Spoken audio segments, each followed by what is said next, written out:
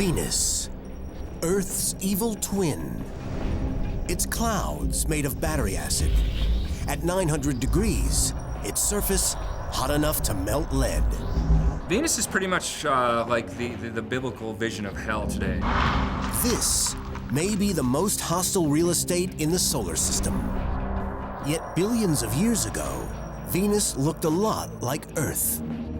Why it changed, nobody knows. A new probe is on a mission to find out. What turned Venus from a promising Eden into an infernal wasteland? And is Earth destined to end up like Venus?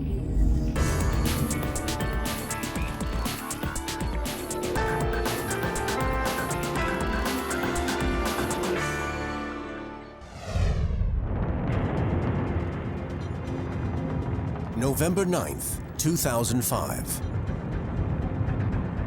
A Russian Soyuz rocket launches from Kazakhstan, carrying a tiny European spacecraft called Venus Express. Its mission, to travel the 250 million miles to Venus and find out why the planet evolved so differently from Earth.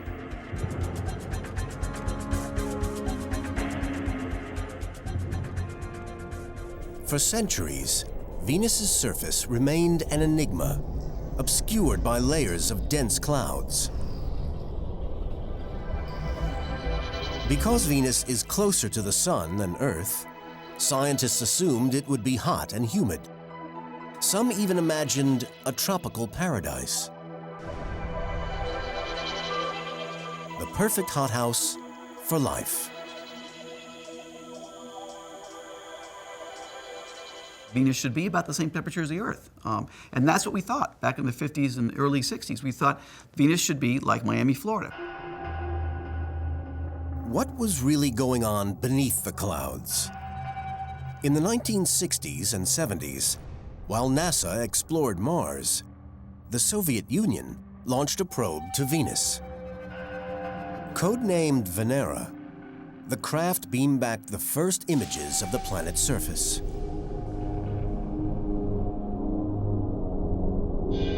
Not a tropical paradise, but a hostile desert. Lots of dust and no water. Venus resembles its twin Earth in many ways. Similar in size and composition, they were probably formed from the same cloud of gas over 4 billion years ago. But unlike Earth, 85% of its surface is made up of extinct volcanoes and solidified lava. The clouds are composed of deadly sulfuric acid. Atmospheric pressure is 90 times greater than on Earth, enough to crush a car. But the biggest surprise is temperature. The atmosphere is nearly all carbon dioxide. As on Earth, this gas acts like glass in a greenhouse, admitting light, but trapping heat.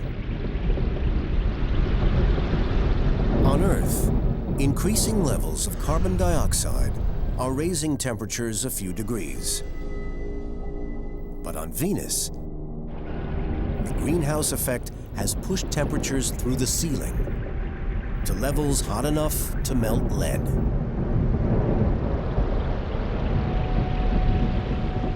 We get there to find out that it's 900 degrees Fahrenheit, and it was very shocking. The surface is so hot, rocks glow in the dark. Venus would disorient a visitor from Earth. Under permanent cloud cover, you'd lose your bearings. No stars, no sun, no shadows. To find out how these two identical twins, Venus and Earth, grew to be so different, Venus Express carries state-of-the-art instruments designed to unlock the planet's secrets. But the spacecraft's first challenge is just getting there in one piece. 5 months and 250 million miles later, the spacecraft nears Venus and the most dangerous stage. To achieve orbit will take perfect speed and timing. Space is never really safe. There's always something that can go wrong, and you have to kind of provide for contingencies for that. Too fast, and Venus Express will fly off into endless space. Too slow, and the planet's gravitational pull will bring it crashing to the surface. The actual day of arrival, you have about an hour and a half that it's really kind of tricky. You want to make sure that you hit the right spot relative to Venus and that you're bending around Venus the right way. To get into orbit, Venus Express must reduce speed by 3,000 miles an hour. April 11th, 2006. The engine fires to slow down the craft.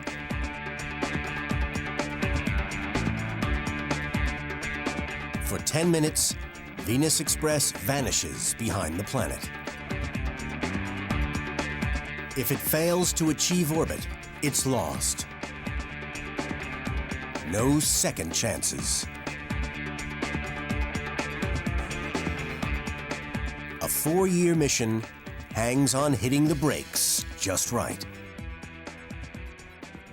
The most critical maneuver is happening out of sight and out of sound from the Earth. So it's a very harrowing time because you do lose communications for 10 minutes and everybody's on pins and needles to see what happens.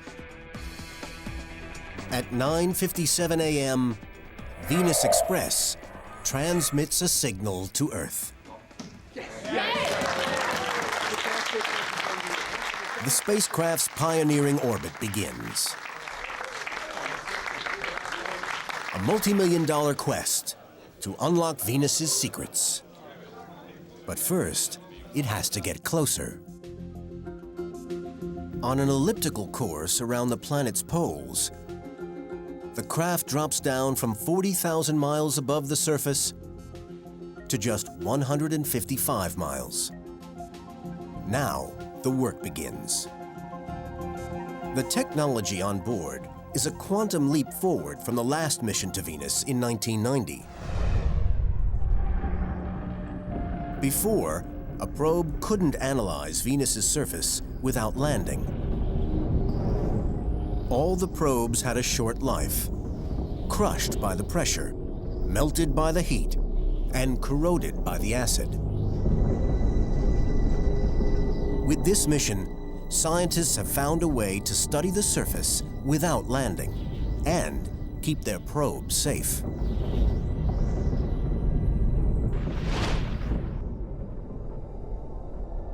Venus Express views the planet using infrared, a wavelength not visible to the human eye. Unlike visible light, the infrared can penetrate areas of cloud that are less dense, allowing the probe to peer through the clouds to the clear atmosphere below. Now, for the first time, scientists can reveal Venus in 3D from the ground up.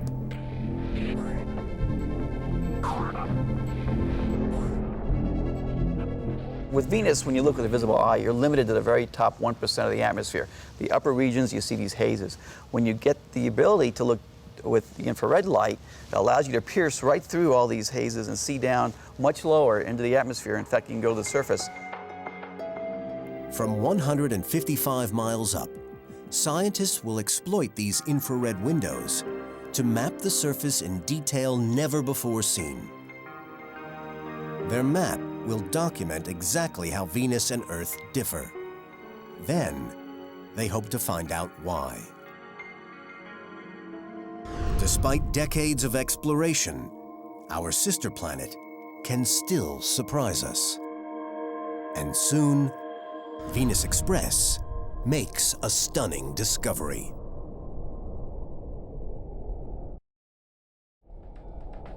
A spacecraft orbits Venus on a mission to solve a mystery. Venus should be like Earth.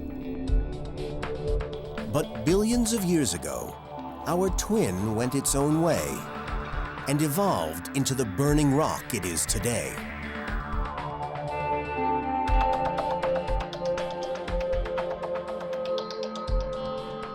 While studying the outer edge of the atmosphere, Venus Express discovers the first clue to what went wrong. It detects particles escaping into space, mainly helium, hydrogen, and oxygen. Hydrogen and oxygen make water. For years, scientists debated whether Venus's atmosphere held any water. Some argued if early Earth had water, so did Venus. Perhaps enough to form an ocean covering 90% of the planet. Yet Venus Express detects only a small amount of water vapor in the atmosphere.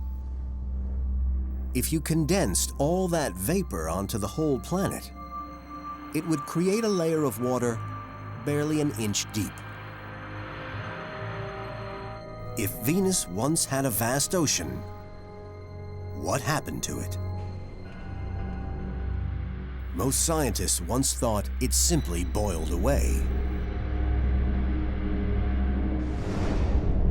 But as Venus Express orbits the planet, scientists are forming a new theory.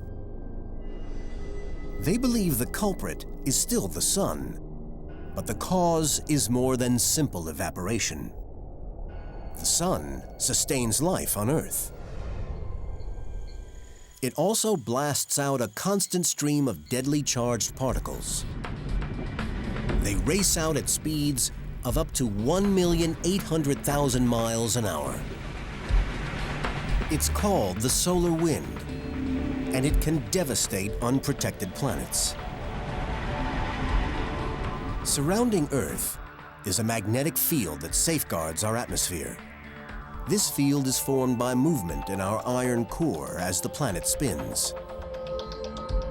But Venus has no magnetic field. Scientists believe it may rotate too slowly to generate one.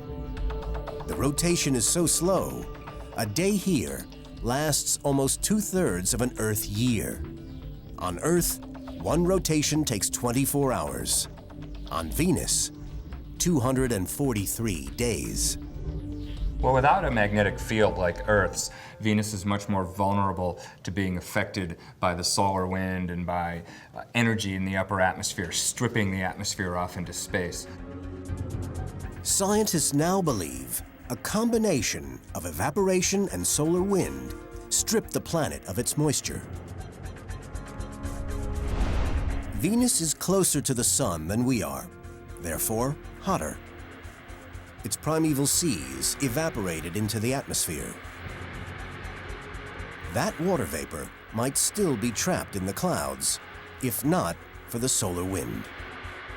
The oceans ultimately boil off, and then when you have all that water as vapor in the atmosphere, it's very vulnerable to being broken up by ultraviolet sunlight into hydrogen and oxygen, and then the hydrogen escapes into space, and there you have it. After a few billion years, you've lost your oceans. The solar wind smashes into the atmosphere, ripping the molecules from the clouds.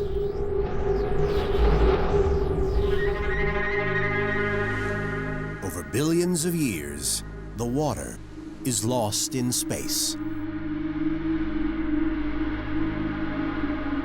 The oxygen and hydrogen detected in the atmosphere are the last drops of those ancient oceans. Loss of water turned Venus from a warm, wet planet to a burning rock. The atmosphere changed too, from water vapor to carbon dioxide. Ancient volcanoes released trillions of tons of CO2 and set off a chain reaction, a runaway greenhouse effect, leading to global warming gone mad. The energy for both climate and weather on planets all comes from sunlight. So now imagine that this is sunlight heading towards the surface of a planet. And on a planet like Earth, where there's not much atmosphere, as represented by these atmospheric molecules here in blue, most of the sunlight will miss the atmosphere and just make it to the surface. And occasionally you'll have sunlight scattering off an atmospheric molecule. But for the most part, you just have these yellow rays of sunlight reflecting off the surface. Now, let's set up again and look at what happens on Venus.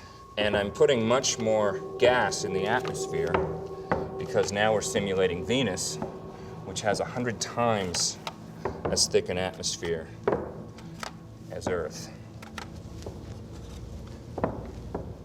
Okay, so here's our thick Venusian atmosphere.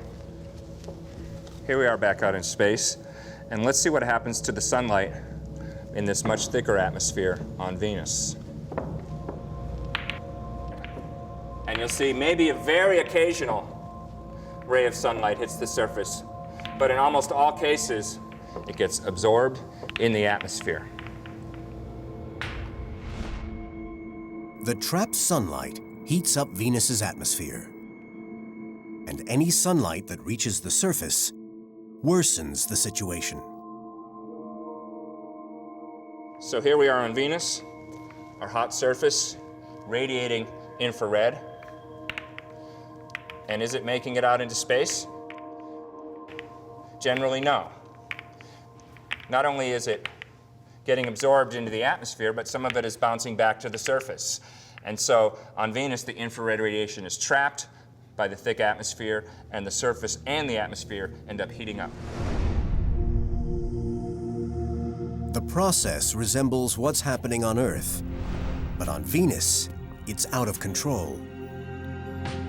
Earth's twin is now the hottest planet in our solar system, even hotter than Mercury, the planet closest to the Sun. Venus is the poster child for climate catastrophe, devastating global warming, and a cosmic hellhole. If Earth were nearer to the Sun, it would look like Venus. The major difference between Earth and Venus in terms of the evolution of the planets is all about Venus being closer to the Sun. We think that they formed kind of as identical twins, and then it was a different sort of experience of growing up in slightly different neighborhoods closer to the Sun and farther from the Sun that led to this huge divergence we see today.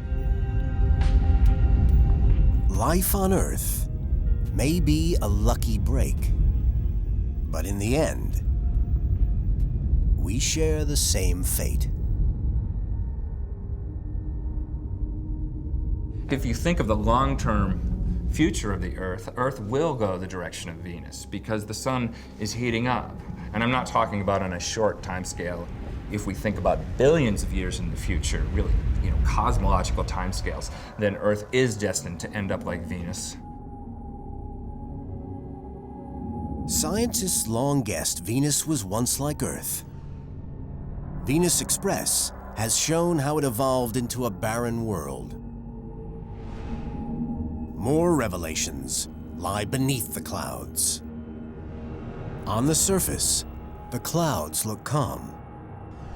But when the spacecraft switches on its infrared thermal imaging spectrometer, its images show how the scene transforms.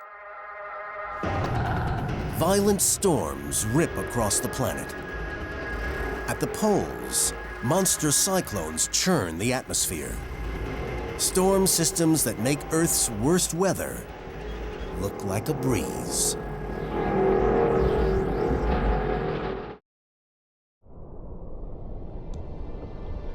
As scientists study this mysterious planet, they make a startling observation. While Venus rotates slowly, its atmospheric winds travel fast. Venus Express observes winds circling the planet in a mere 4 Earth days. That's 60 times faster than the planet's rotation speed. Scientists call this superrotation. If Earth were like Venus, winds would whip around the planet in just 30 minutes. A speed of 50,000 miles per hour. When you think about the rotation of the Earth, you've got the rotation rate of the solid planet, 24 hours, and then the atmosphere sort of going along for the ride. But with Venus, it's almost as if the atmosphere doesn't really care what the solid surface is doing. It's got a mind of its own and is rotating much faster than the solid surface. On Earth, wind speed nearly matches rotation speed. So why do Venus's winds travel so much faster than the planet spins? The answer lies in the clouds. On Venus, the cloud layer is up to 12 miles thick.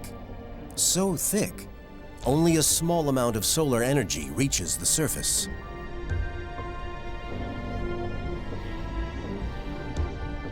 Much of this energy is retained in the upper clouds, 40 miles above the surface.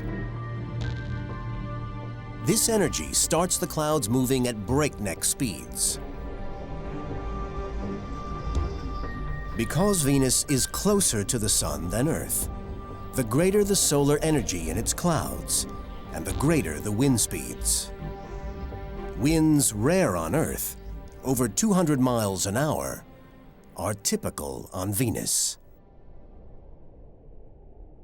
Venus Express is equipped to solve a riddle found by an earlier mission. A vortex at Venus's North Pole, similar to vortices on Earth. We call them hurricanes. On Earth, they form when warm, moist air from the ocean is heated by the sun and rises to form clouds.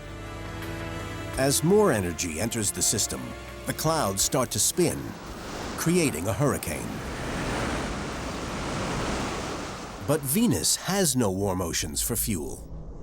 So what powers its hurricanes?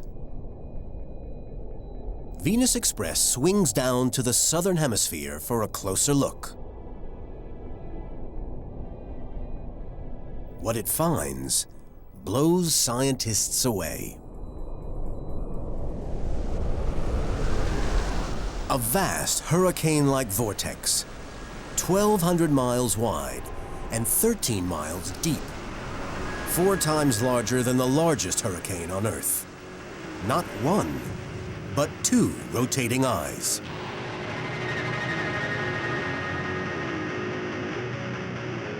Scientists believe the cause of the vortices is not only super fast winds, it's the very motion of the planet. A huge vortex is caused by all the air flowing in from the equator, and then it has to sink somewhere, which causes this enormous vortex, which is some 2,000 kilometers across. Wilson believes air from the equator flows to the poles, where it's sucked down to form the vortex. But this air doesn't move in a straight line. The planet's rotation deflects its motion. He suggests this process, called the Coriolis effect, produces the giant vortices. Let's explain the Coriolis effect using this rotating table. It's the same for a rotating planet. If I let this ball roll across the table, you'll see that it runs in a straight line. And that's because you, the observer, are stationary. You're not rotating with the table. Whereas if, on the other hand, we switch to a camera angle or another observer who's rotating with the planet, this ball will appear to travel in a curved trajectory.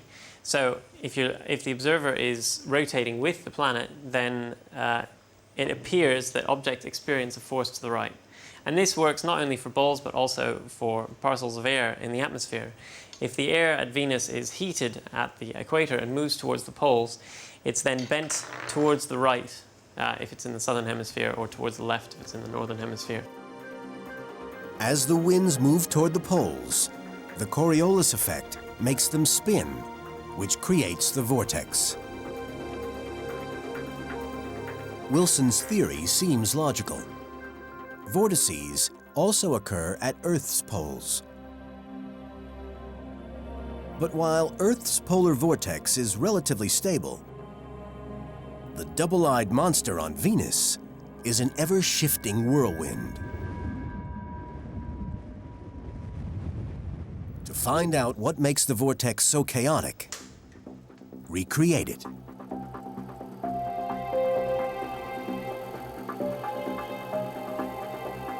Wilson uses water to simulate Venus's atmosphere. We've got the rotating atmosphere simulated by the rotating tank, and then we've got this thin ring here which spins at a different speed, faster than the rest of the atmosphere. And what we find is that the flow in this region is unstable. It sort of oscillates in and out. And we think that's quite representative of what happens around the edges of the polar vortex on Venus. When Wilson adds dye, his simulation reveals the shifting shapes at the edge of the vortex. These chaotic winds show the power of Venus's atmosphere. But vortices aren't the only bizarre weather. On June 9th, 2006, Venus Express discovers an eerie phenomenon. The spacecraft detects an intermittent disturbance that sounds like a whistle.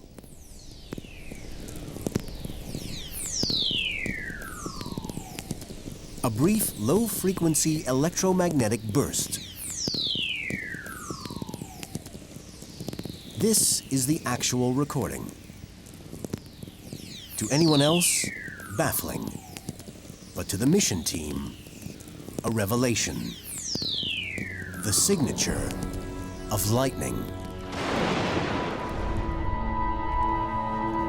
UCLA's Professor Christopher Russell has long believed lightning occurs on Venus. The spacecraft's discovery presents a riddle. On Earth, water drives thunderstorms. Warm, moist air collides with cold air. Water droplets and ice crystals rub together, creating positive and negative charges. The electrical buildup discharges as lightning. Venus's atmosphere has little water. Most of it has been stripped away by the solar wind.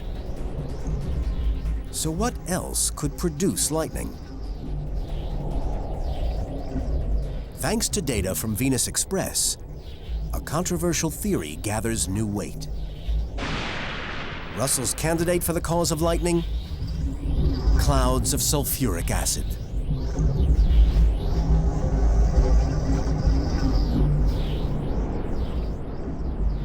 On Earth, sulfuric acid clouds form when sulfur dioxide is released from volcanoes and mixes with water vapor. The same thing happens on Venus. 2 decades ago, Project Magellan, the first spacecraft to map Venus, discovered widespread evidence of a volcanic past. Over eons, volcanoes released trillions of tons of sulfur dioxide. Some remained as a gas. The rest mixed with water vapor to form sulfuric acid clouds.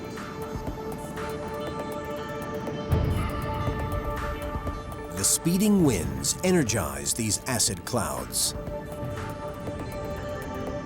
and create ideal conditions for lightning.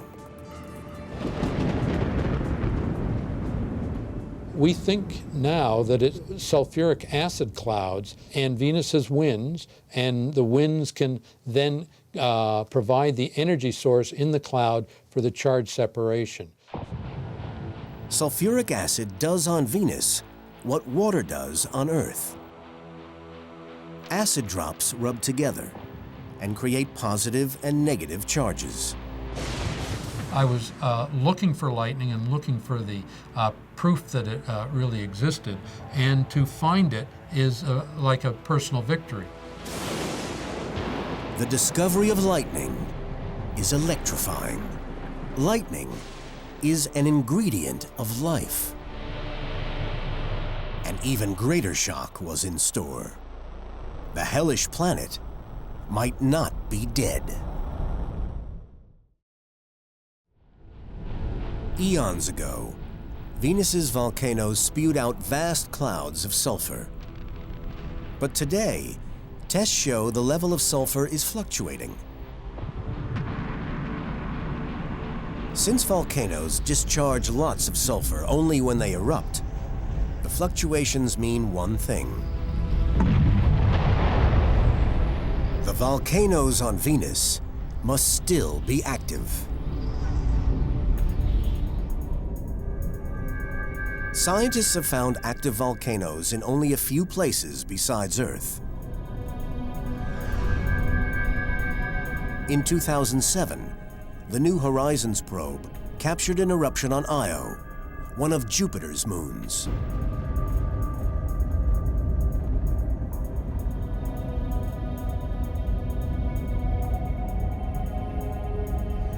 To find active volcanoes in the inner solar system is big news. It means Venus may not be a dead rock, but a living planet. Venus Express takes a closer look. The probe exploits the infrared windows to peer through the clouds. Below, mountains and valleys, smooth plains, impact craters, and flat-top features like pancakes, all made of lava. 85% of Venus's surface is paved with lava. Why so much? Puzzled scientists. To understand Venus's vast lava fields, scientists look to its calmer twin. Earth's crust is made up of interlocking tectonic plates that drift over its liquid mantle. Most of our planet's volcanic activity is found where these plates move together or pull apart, allowing heat from the core to escape. No mission has ever found evidence of plate tectonics on Venus. Its crust is solid.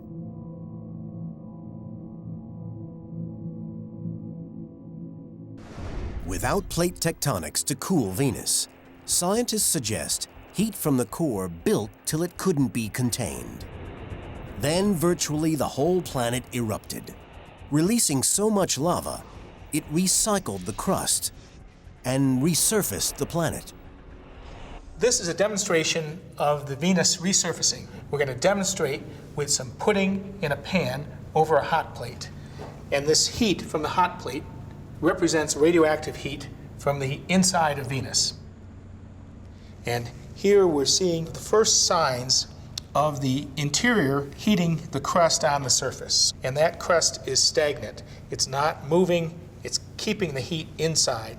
And perhaps at this moment, the surface might even crack in some places, and the molten material, the molten rock under the crust, would erupt and flow out onto the surface, covering up all the craters and all the mountains. And at this point, we can see several small volcanic eruptions along those fissures.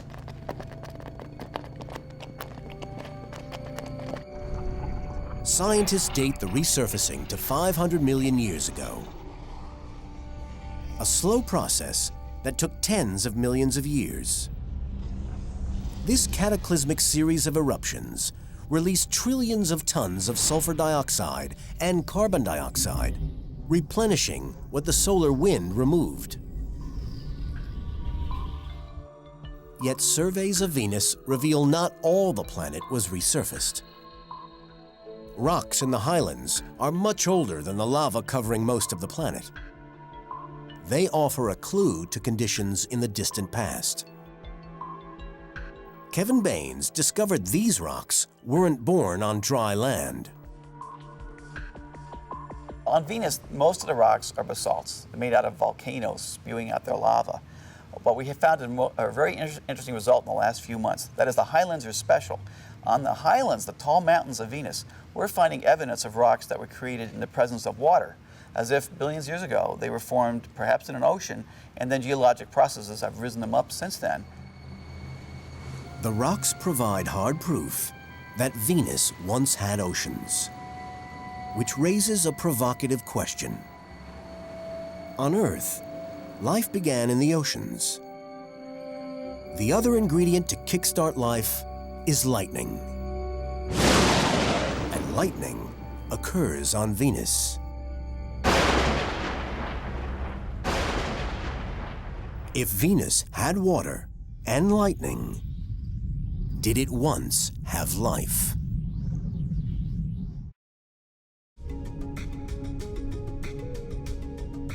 Scientists have plenty of proof that Venus and Earth were once twins, and that Venus had two of the ingredients of life: water and lightning. Lightning is important because it's something that produces exotic species. For example, nitrogen and oxygen combine to produce nitrogen oxides, which are important for life and important for producing chemicals that can't be produced any other way in a planetary environment. With water and the means to kickstart evolution, perhaps Venus once had life, and maybe still does. The first clues arrive from Venus Express. 155 miles above the surface, a camera is switched to ultraviolet. Unlike infrared, the shorter wavelength of UV is scattered by Venus's cloud layer, enabling the scientists to explore the upper regions of the atmosphere. Their images reveal intriguing dark markings where more UV is being absorbed. This shows that something besides sulfuric acid is trapping sunlight. The mission team calls the dark areas absorption patches. There's been great interest in the ultraviolet absorbers on Venus. They absorb about half of the sunlight that's hitting the planet. They're in the clouds of Venus, and it's been suggested that they might be associated with life forms. Life forms, like microbes, living in hurricane-force winds and sulfuric acid clouds, using UV light in some weird photosynthesis. But what kind of life could survive such conditions? Biologist Lynn Rothschild studies organisms that live in extreme environments. She has discovered microbes called extremophiles thriving in some of the harshest conditions on Earth, like Yellowstone National Park. With the highest concentration of thermal springs in the world, it opens a window into how life might survive on Venus.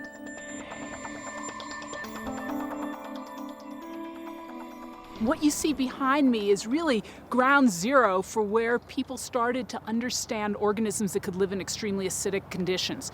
Before that, people thought conditions like lemon juice would be totally outside the realm of where a living organism could be. These geysers, powered by volcanoes, mimic conditions on Venus: hot and acidic. This stream is just phenomenal. It's about pH 3, it's about 40 degrees centigrade. Little hotter than warm to the touch. Actually, it's fairly warm to the touch. And what you see in here is almost a pure culture of some red algae. I know it looks green, but they are actually red algae that don't have a red pigment. Extremophiles like these can survive in battery acid and temperatures above boiling point. These organisms have evolved to survive not only the heat and the acid, but levels of other chemicals that would kill most life. These particular organisms, Cyanidium, are really neat because not only do they live at low pH and in warm temperatures, and they photosynthesize, but they've been shown to be able to survive in pure CO2, pure carbon dioxide. Even Venus doesn't have as high a carbon dioxide level as that. The organisms show life can survive hot, acidic carbon dioxide-rich environments, like Venus.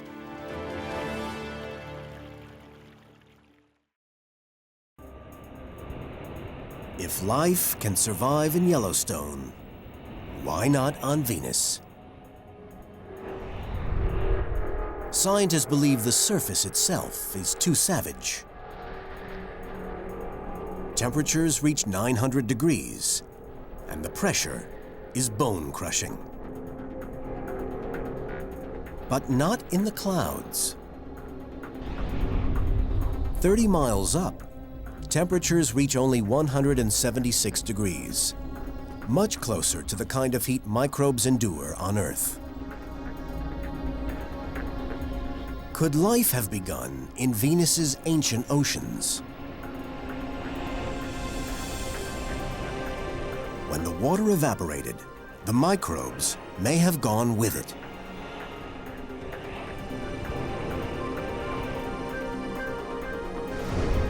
Here, in the cooler acidic clouds, they could survive.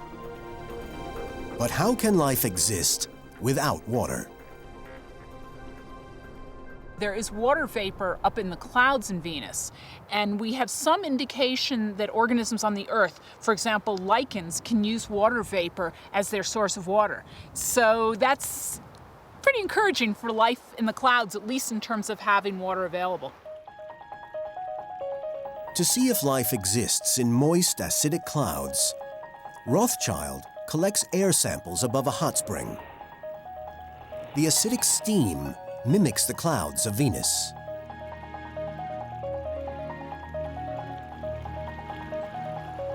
Well, I can see a little green on the mouth here. That's encouraging. Maybe there really is something in there. Analysis shows microbes can exist in hot, acidic steam, suggesting life may survive in Venus's clouds. To further test the theory, Lynn sends organisms high into the atmosphere. She's launched a whole spectrum of microbes. Some to over 100,000 feet. A zone where temperature and pressure drop so low, most life would die. Okay. Now let's hope we put enough in it. Many of her subjects survived. Some researchers have even found organisms that can reproduce high up in the atmosphere. The clouds on Venus are continuous and long-lived. So you can imagine creatures that live in the clouds and reproduce in the clouds and even seed other cloud particles. And they're not going to last forever because they're going to fall out, but as long as they last long enough to reproduce themselves, then you could have a self-sustaining colony of life in the clouds. Research shows life in hot, acidic clouds is theoretically possible. Perhaps microbes live in the clouds of Venus, hidden in those strange dark patches. Venus Express has traveled 87 million miles around the planet and completed 100 weeks of collecting data. It proved that Venus once looked like Earth. A habitable climate, vast oceans, perhaps even life.